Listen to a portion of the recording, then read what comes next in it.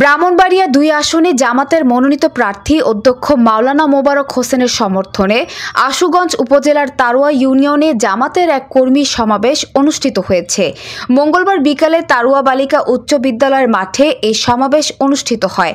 এতে প্রধান অতিথি ছিলেন ব্রাহ্মণবাড়িয়া ২ আসনে জামাতের মনোনীত প্রার্থী ও জামাতের জেলা আমির অধ্যক্ষ মাওলানা মোবারক হোসেন।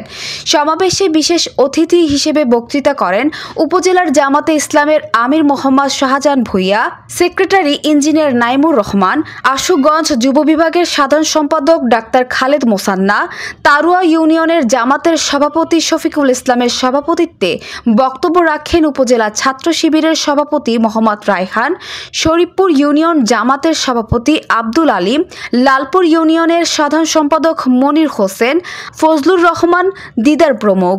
উক্ত সমাবেশে প্রধান অতিথির বক্তৃতায় অধ্যক্ষ মাওলানা মোবারক হোসেন আগামী জাতীয় সংসদ নির্বাচনে দুর্নীতি ও মাদকমুক্ত দেশ গড়ার লক্ষ্যে সকলের দোয়া ও সমর্থন কামনা করেন।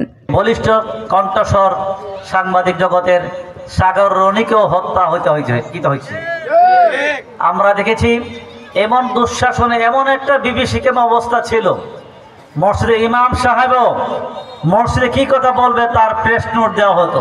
জাতির শ্রেষ্ঠ সন্তান ৯ সালে ২৪ এবং ২৫ ফেব্রুয়ারি পিলখানায় ৫৭ জন সেনা অফিসারের হত্যার মাধ্যমে আওয়ামী লীগ ক্ষমতার উদ্বোধন ঘোষণা করলেন। সমাজে আর একটা বড় বেদি হচ্ছে মাদক ব্যাপক সয়লাভ হয়ে গেছে সমাজে।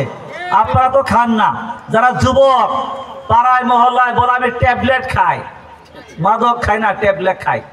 এগুলি খেয়ে বাবা খেয়ে সমাজের চিত্র নষ্ট হয়ে যাচ্ছে, আপনার ভবিষ্যৎ নষ্ট হয়ে যাচ্ছে। এই সমাজ থেকে মাদক নির্মূল করতে হবে। সম্মানিত ভাই, আমি বলি যারা মাদক খায় তারা মাদক বন্ধ করতে পারবে না। নিউজ ডেস্ক, জনতা টিভি।